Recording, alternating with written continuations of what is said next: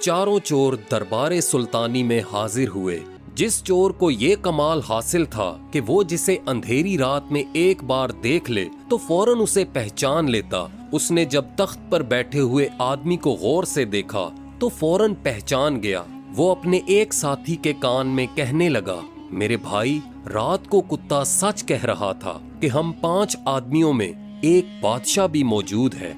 ये जो सामने तख्त पर आदमी बैठा है ये कोई और नहीं, ये हमारा सरदार ही है। उसका साथी चोर फिर से कहने लगा, तुम भी बड़े बेवकूफ हो।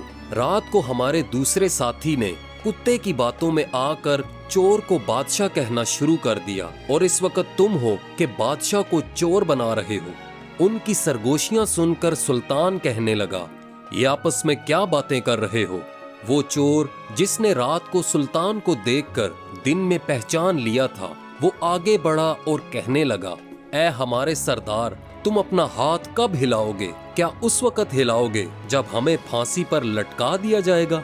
हम सब ने अपना अपना कमाल दिखाया, अब तुम भी अपना कमाल दिखाओ और हमें फांसी से बचा लो।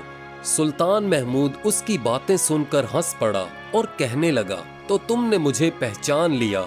ये कहने के बाद सुल्तान ने अपना हाथ हिलाया और सिपाहियों ने उन तमाम चोरों को छोड़ दिया। सुल्तान कहने लगा, जाओ, तुम सबको रिहा किया जाता है। जब सर पर आई मौत जिंदगी में बदल गई तो वो चारों चोर सुल्तान के कदमों में गिरकर तौबा करने लगे और कभी दोबारा चोरी ना करने का अहद किया।